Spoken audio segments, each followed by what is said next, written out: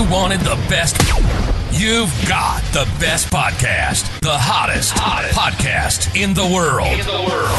The Chris Voss Show, the preeminent podcast with guests so smart you may experience serious brain bleed. The CEOs, authors, thought leaders, visionaries, and motivators. Get ready. Strap yourself in. Keep your hands, arms, and legs inside the vehicle at all times, because you're about to go on a monster education roller coaster with your brain. Now, here's your host, Chris Voss. Hi, folks. It's Voss here from thechrisvossshow.com. Ladies and gentlemen, the latest things that makes official. Welcome to the big show. As always, the Chris Voss Show is a family that loves you, but doesn't judge you, at least not as harshly as the rest of the world does, because we love good people, and we teach people how to be good people on the Chris Voss Show. The most wonderful guests we bring on that share their stories, their lessons of life, their journeys, their cathartic moments, and help you live your life better, because I don't know if you've seen most of us, but we all need as much help as we can get. Opinions expressed by guests on the podcast are solely their own and do not necessarily reflect the opinions of the host or the Chris Voss Show. Some guests of the show may be advertising on the podcast, but it is not an endorsement or review of any kind. Today we have an amazing young man on the show. We're going to be talking to him about his company, Cornerstone Healing Center, and some of his journey and his experiences and how he can help you as well. We have Estle Wallace on the show. He is the CEO of Cornerstone Healing Center and founder. He is a father, husband, entrepreneur, and investor, and he leads a behavioral healthcare agency that has grown 15x over the last 7 years under his leadership. His personal journey from addiction to homelessness to building a thriving business and family life fuels his passion for inspiring and guiding others towards transformation. With more than 20 years of sobriety, congratulations. He has mentored hundreds of men, worked with the Maricopa County jail system, and supported 2 Arizona nonprofits dedicated to recovery and rehabilitation. Featured in Vice News, Recovery Today magazine, he combines lived experience and professional expertise to emphasize that lasting change is possible for anyone willing to change. He also hosts the Struggle and Strive podcast, where he shares insights on addiction recovery, leadership, and personal transformation. Welcome to the show, Mr. Wallace. How are you? I'm great, man. Thank you for having me, Chris. Thank you for coming. Give us your .coms. Where do you want people to find you guys on the interwebs? Our main outfit is cornerstonehealingcenter.com. It's a bit long, but it is straightforward. cornerstonehealingcenter.com. If you want to follow the podcast and see some of the stuff we're talking about, you can find me at Estle Wallace or Estel_Wallace on YouTube, Instagram, TikTok, all of the things. So give us a 30,000 overview. What you guys do there? Cornerstone is a behavioral healthcare agency. In the short version, think drug rehab, but it's much more than that. We treat everything from primary mental health disorders like anxiety, depression, to alcoholism, drug addiction, you name it. We're a big provider for the DUI market here. We help handle a lot of DUI convictions, people that are struggling to get their licenses back. We do virtual programming. We do all kinds of stuff. So we're a pretty big outfit now. We started very small, just 10 beds originally. Wow. And we only treat dudes in the beginning. Do you guys only cover Arizona? Right now, we are in Arizona only. Mm-hmm. And you guys have Scottsdale and Phoenix? We have 2 in Scottsdale and another location in Phoenix. Oh, so 3 total. Yeah, we've got 3 here. And tell us about your journey. Clearly, you went through some things and solved them, and you've been 20 years sober. Talk to us about how you were raised and what shaped you when you were growing up. I'm the child of alcoholics. I had alcoholic parents. A lot of alcoholism in my family, both sides of the house, so to speak, mom's side and dad's side. Went through foster care as a baby. Went through adoption, which is fortunate on one side of the coin, but never really anchored. It was never really anchored to family life like some people are. And I know there are plenty of people that go through what I went through, and many worse as well. Yeah. But I mean, that's the answer. I mean, I grew up an adopted kid and made my friend group my family as I was growing up, and got into drugs and alcohol at an early age. Was blackout drinking in high school, not at parties. I mean, like couldn't get through class as a junior and senior in high school. Dropped out as a senior, got into hard drugs around that same time. Started the journey of trying to get sober at 19. Wow. Landed in recovery seemingly by happenstance. I believe it's God's hand, but seemingly by happenstance, when I was 26, I started attending meetings in county jail here in Arizona. Oh, wow. Yeah. Did you have a choice, or was it kind of like something that was, you had to do the meetings? No, the meetings were definitely by choice, but jail was not optional. Unfortunately, I wanted to check out. They weren't ready to let me go yet. they weren't on the program. You were. So, but I imagine you cite that as something that helped you finally address the issue. Is that? Yeah. One of the biggest barriers, I think, for people that are looking to change their lives, people that are struggling with drugs and alcohol, you look at something like a 12-step program or a treatment center, and it's very easy to look at that and just let your eyes glaze over and say, yeah, but that's not going to fix all my problems. I have all these, X, Y, and Z problems. But counterintuitively, most good treatment centers, and there are plenty of them, as well as the 12-step programs that are out there, from AA to CA, et cetera, they're really geared towards helping a person find inward alignment between their values and their actions. And you do that for a long enough period, you start building a life worth living, worth salvaging, worth having, worth striving for. And for me, that's how it happened. It picked up momentum, and I had a overwhelming spiritual experience, found God, found a new lease on life. And it's something that they talked about it, and I was reading, they have a book, the Alcoholics Anonymous book, they call it the Big Book lovingly. Reading that thing by myself in jail, I had the same experience that millions of people have had reading that book. And I thought, have you guys seen this? How are these guys been, this book was written 90 years ago. They've been reading my mail. How was it I can identify so well with this thing that was, it's like this relic of the past, but it's very practical. It's a very practical approach for people to clean up their lives. And it works most of the time on most people. And that's, I think that's an important thing. I don't think many people understand how effective recovery is.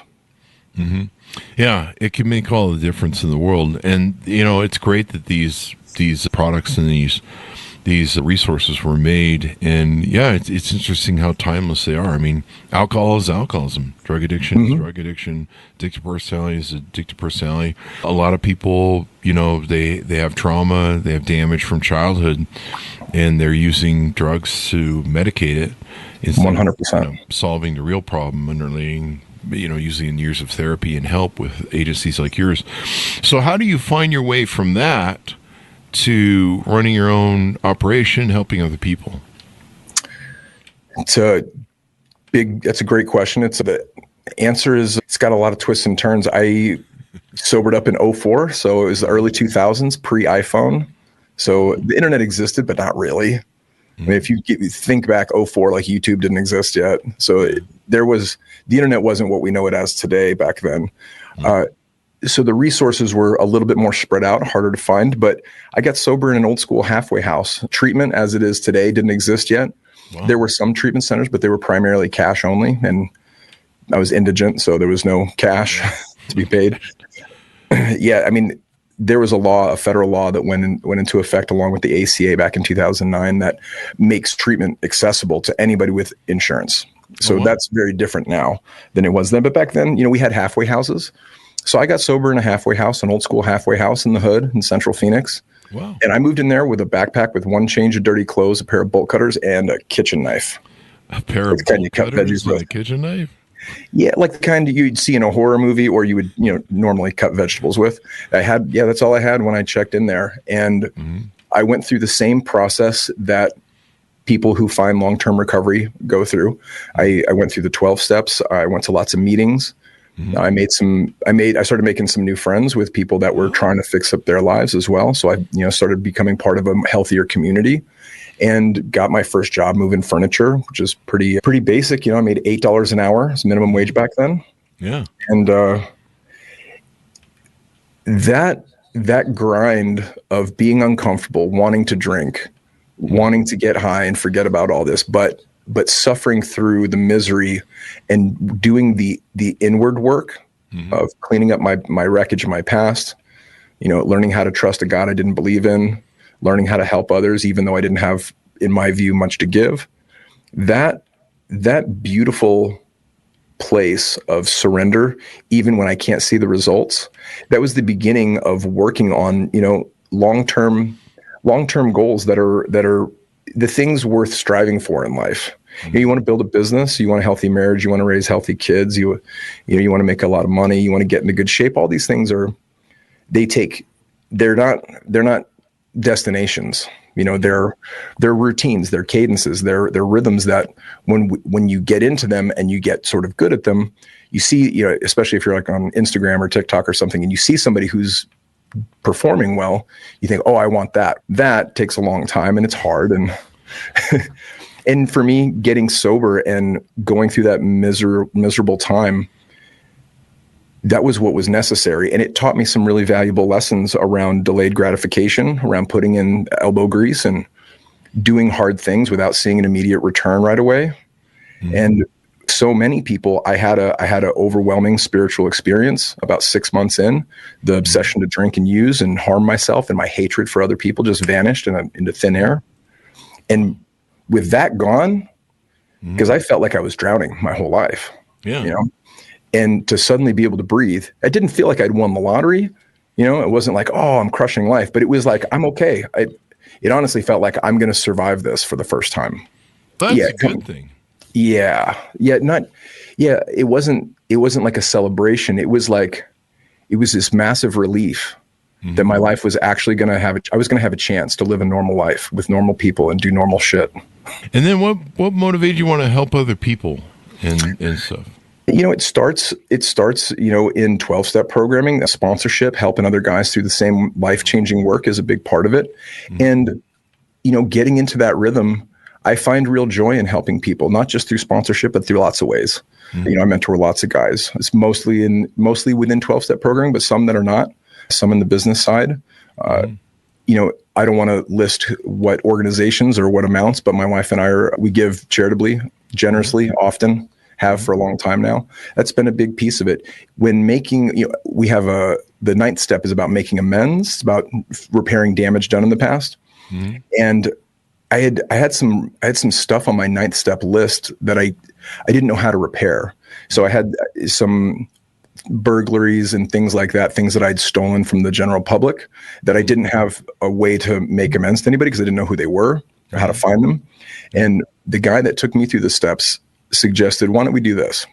Since you don't know who these people are and you're talking about, a few $1,000s, why don't we, when you get ahead in your finances, get your rent paid, let's keep you indoors.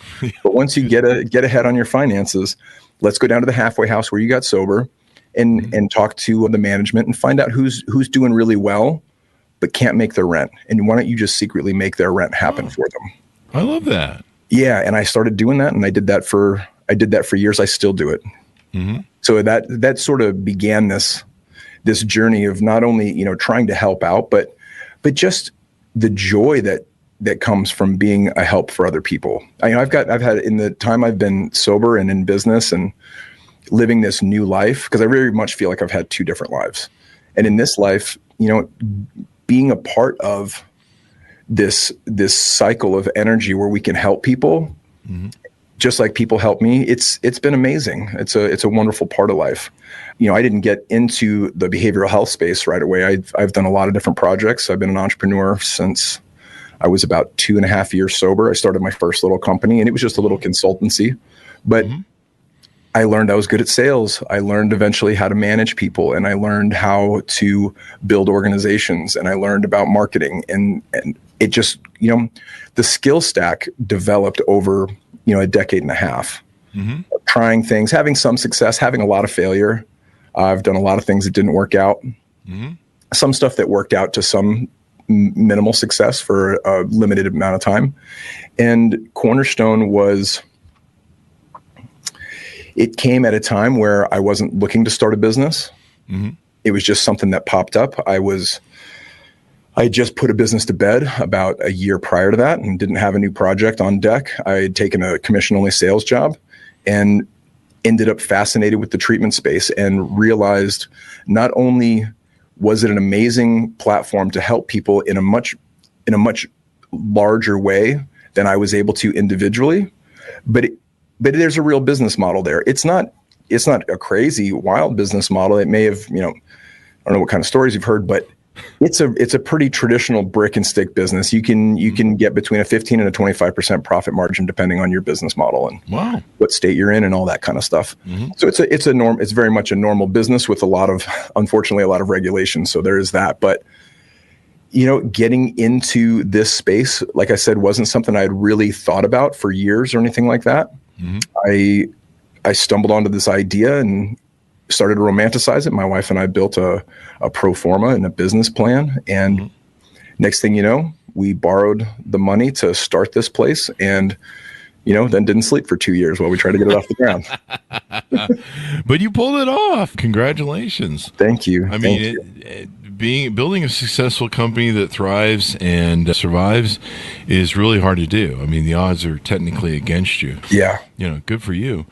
So let's talk about, I've lived in Vegas for 25 years, and I thought I understood addiction until I moved to Vegas. And there's a lot of people that are truly addicted in Vegas with addictive personalities, and Vegas is the worst place to move if you have addictive personality, because we have everything. And it's all for play, all night long, all day long, and I've met some people that they have a real hard time functioning in life. Their paycheck has to go into a brother or someone in their family's account, because if they get a hold of their paycheck, they'll be down at the casino in 2 hours. They'll spend 2 weeks of income.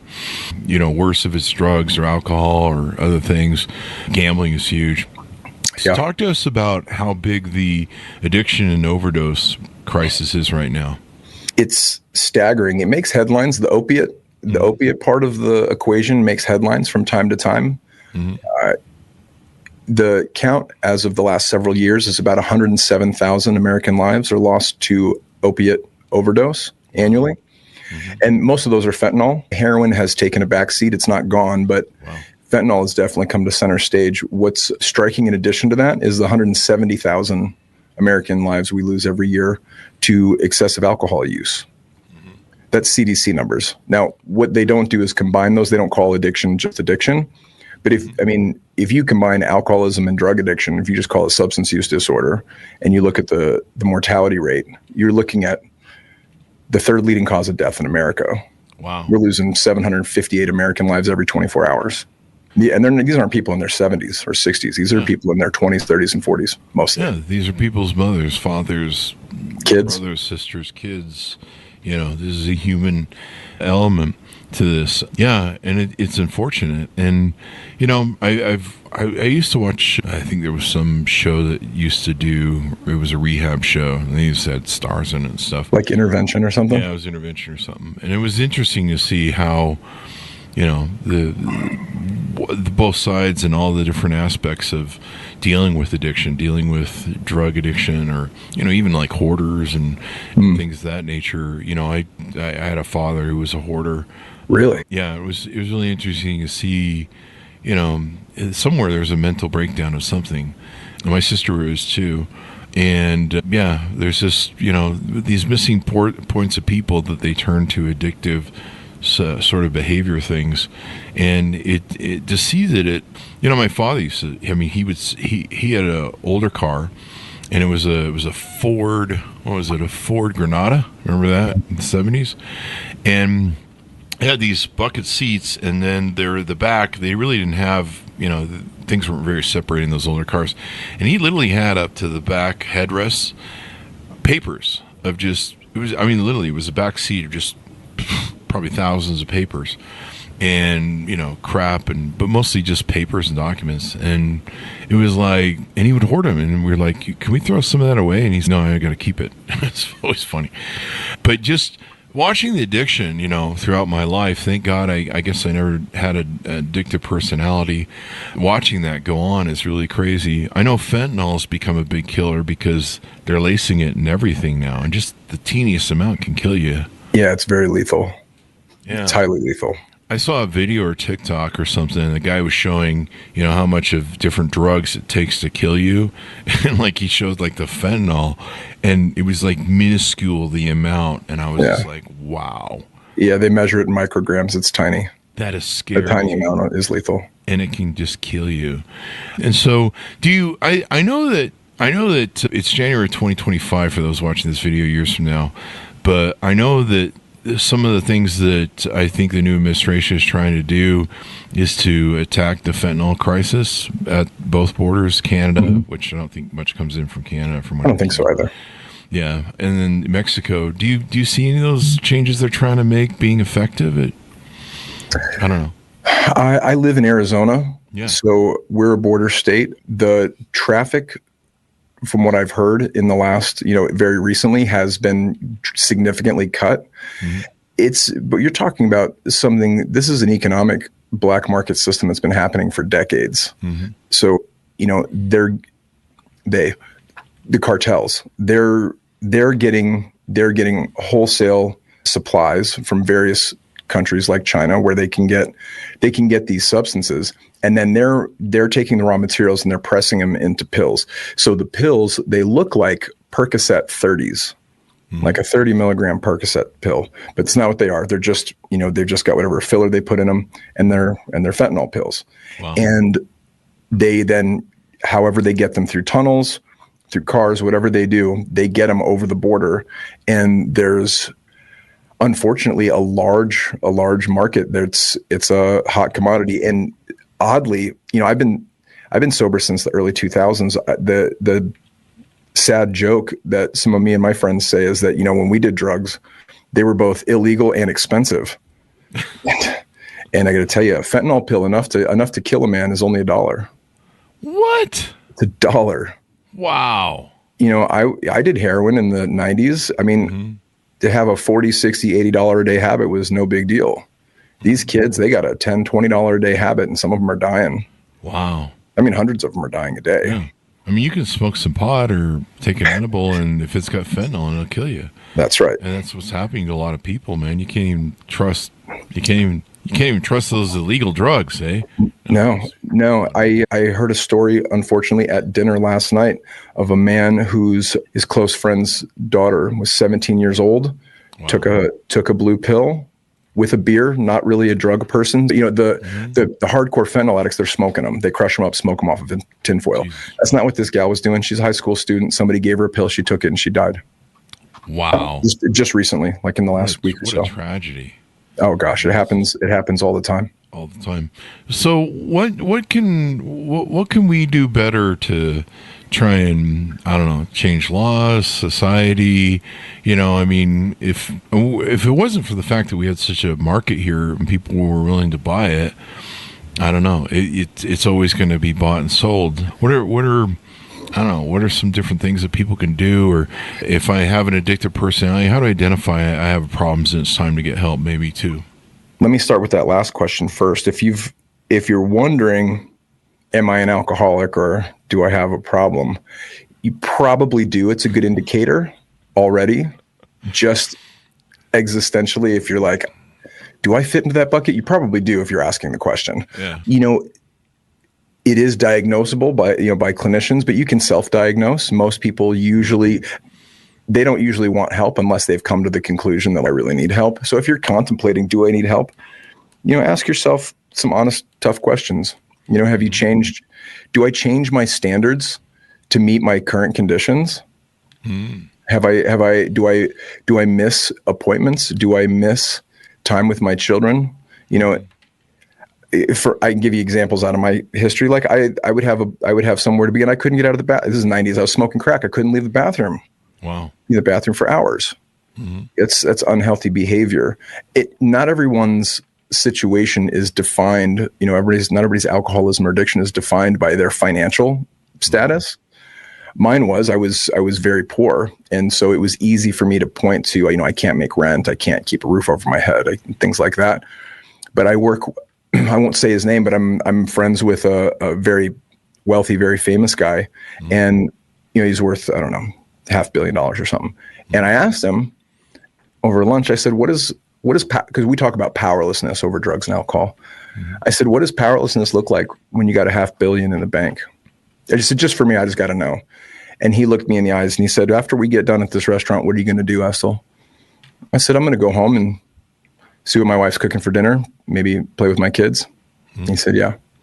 He said, I could buy this restaurant. We could buy this whole block and have people serve us food and never leave. He said, I could go anywhere in the world and do anything I want, except I can't go to the one place I want to go, and I want to go home. And I'm not welcome. Wow. Yeah, it broke my heart. Yeah, that's powerful. So, yeah, that's the kind of thing that drugs and alcohol robs people of. It robs us of our dignity. It robs us of our integrity. It robs us of relationships. For many people, it robs us of, financial opportunities, educational opportunities, but that's not everyone. Some people have managed to get ahead and do well despite having an ongoing, monster that they're trying to hide from the world. Yeah. But money won't save you, unfortunately. Yeah. You have to save yourself. You got to make that choice, right? You got to come to a moment where you go, I'm sick and tired. I'm not going to take this shit anymore. That's right. A common expression is when you're sick and tired of being sick and tired. I like that. I've had those moments. And, I like the idea, if you're asking yourself if you have a problem, you might definitely have a problem. Yeah. Ask yourself, have you ever used the little cup that comes with cough syrup? If you don't, I've never used it in my life.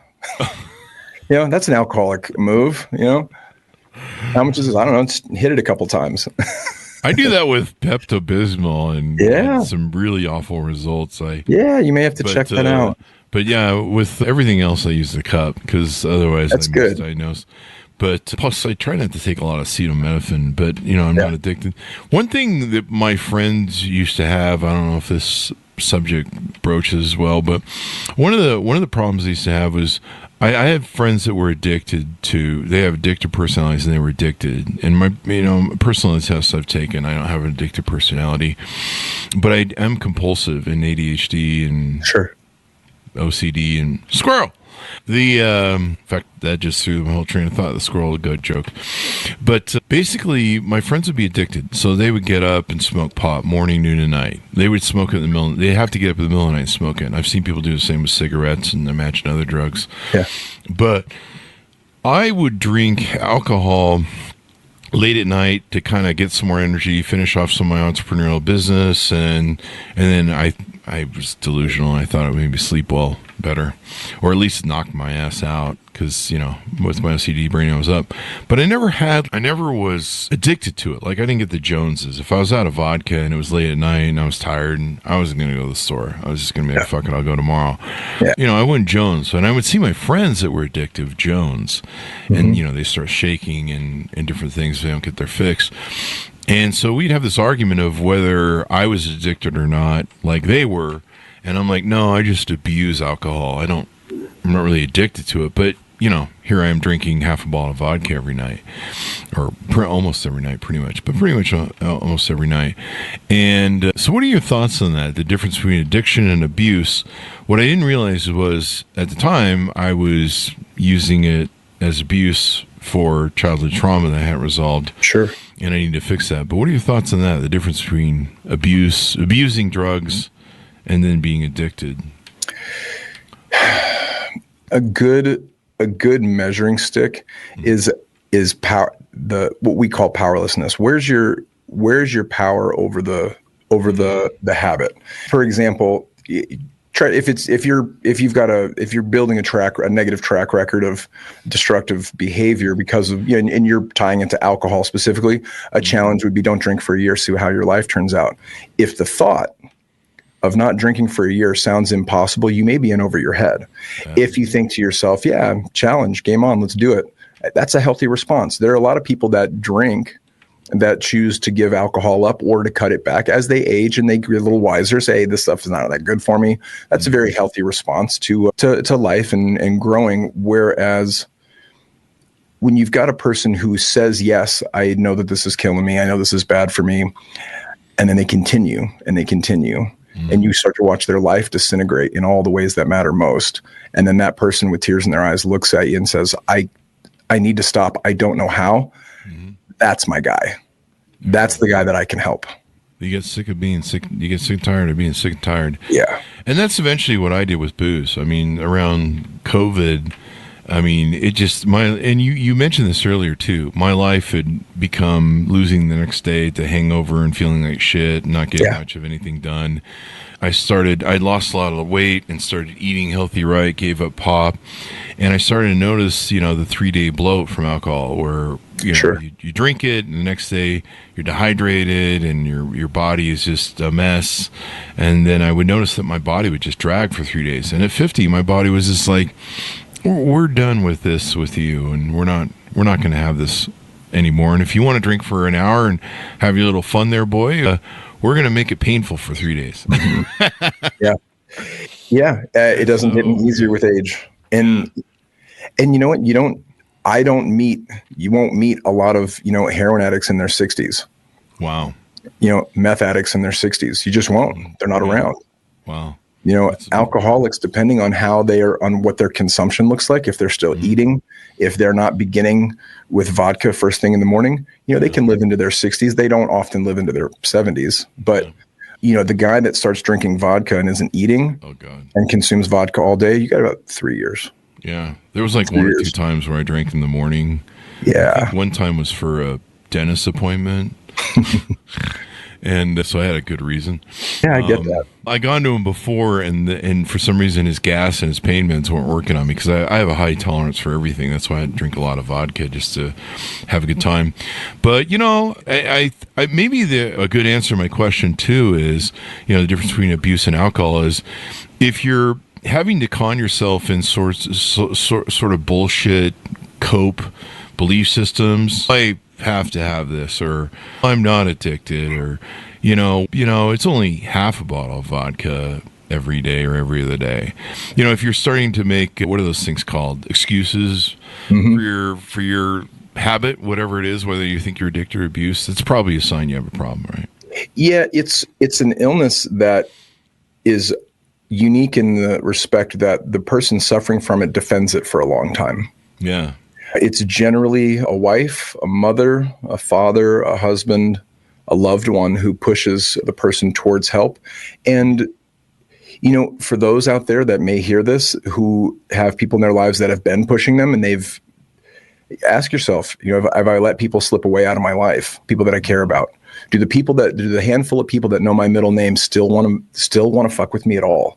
Mm-hmm. And if that list is just getting shorter and shorter, I mean, it's worth looking into. When I sat in an AA meeting in county jail and listened to this guy, I didn't think I was an alcoholic. I thought I had a million problems. I wasn't zeroed in that I was an alcoholic. I just thought I had a lot of problems, legal problems, woman problems, you name it. Mm-hmm. And I listened to this guy who was healthy, clean, had taken time out of his amazing life to drive down to the jail and talk to a bunch of inmates. Mm-hmm. And he talked about drinking and his life spiraling out of control. And then he would get sober. And then he would stay sober for months and become so miserable in sobriety, he'd rather kill himself.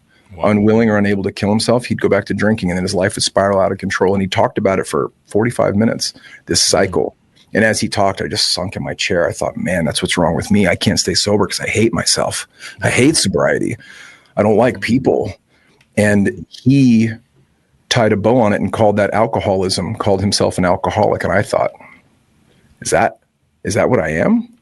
Am I an alcoholic?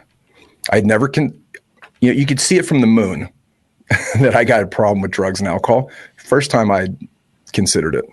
26 years old, sitting in a county jail with 50 strangers in an AA meeting. Mm-hmm. And that was a big turning point for me. And I imagine, what's the number one rule of AA? Admitting you have a problem is the first step. First step is powerlessness. Yeah. Yeah, and I imagine taking on the moniker of that name, am I an alcoholic? I used to ask myself that question, and again, to your earlier point, if you're having to ask yourself that question, maybe you might be. What's that redneck comedian? Yeah. If you have, you might be a redneck. Yeah. On one side of the coin, I understand why people who are struggling with it don't want to be saddled with this handle of alcoholism or drug addiction. I don't want to be called that, because I think intuitively most everyone, that's an adult understands that that's a death sentence. Alcoholics and drug addicts die. We lose about 758 here in this country every day. Wow. That's I mean, how many people a day? Wow. That's 2 777s, like the big ones that fly over. That's 2 of those going down and killing everybody alive every 24 hours. Wow.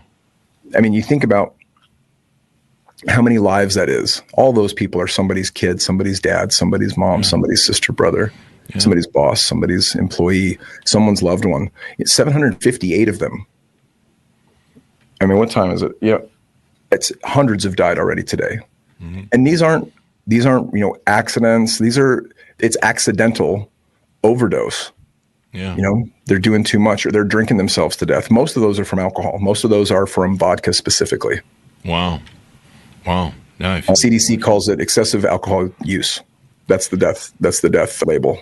Every now and then I drink a lot of coffee. I've got an espresso machine, so I have a new You'll live a long time doing that. I have a new problem. I don't know about my bank account though. There's a lot. It's a money pit. This espresso. I call it the espresso cult. It's like a money pit. It's definitely a thing. It's like there's always something new to buy, and every now and then I get caffeine withdrawal because I won't keep up with whatever system I'm using for abusing espresso. I've just switched my abuse basically from vodka to espresso. But every now and then I get that caffeine withdrawal, and it gives you that headache like a alcohol withdrawal. I've never really done any of the drugs, and so I don't know what withdrawal feels like there. You're not missing out. Yeah, thanks. But I'll remember and I'll be like, shit, I used to feel this way, but I would feel this way for a day or 2 days. And this headache and this shitty feeling, unfortunately, it doesn't give me the rest effects. It just gives me that pounding headache. But I just think back at all the days I wasted curled up in a ball after a hard night of drinking and not staying hydrated. I think about how many years I wasted drinking, when really I should have just gotten to therapy and gotten professional help or a lobotomy, one of the two. My psychiatrist still recommends the lobotomy. As we go out, let's get a pitch out to the podcast that you guys are doing and anything else we haven't talked about that you want to tease out to people. Sure. If you want to find us, we've got a podcast going where we're talking about all things recovery, entrepreneurship, fixing our credit, getting our lives. It's for those of us that are, regardless of age, that are still trying to get our shit together. It's called Struggle and Strive. We've got a website, struggleandstrive.co. You can find us on YouTube, TikTok, Instagram. We're putting out episodes every Tuesday.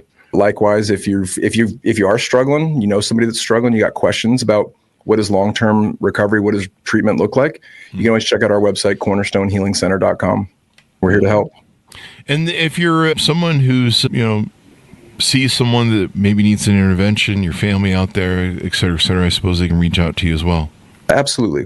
We're here to help. Even if someone doesn't land in our program, this is all we do every day, all day. So if you've got questions, you don't know where to turn, the healthcare system is very confusing. You could always call us and just say, hey, I've got a brother, sister, mother that needs help. Where should I turn? And we can be a wealth of resource. So give us your final pitch out. How can people reach out to you? I think we covered most of that just now, but your final thoughts as we go out. Chris, I want to thank you for having me on here. It's a real honor, real pleasure. If you're looking for me or want to learn more, you can go to struggleandstrive.co. We've got a podcast where we talk about all things people trying to pull their lives together and do better for themselves, that from everything from recovery to finances and parenting. That's it, struggleandstrive.co. That's where you can find us. Thank you very much for coming on the show. We really appreciate it. Thanks for having me, Chris. Thank you. And thanks to our audience for tuning in. Go to goodreads.com/Chris Voss, LinkedIn.com/Chris Voss. Chris Voss, one of the TikTok-y and all that good stuff.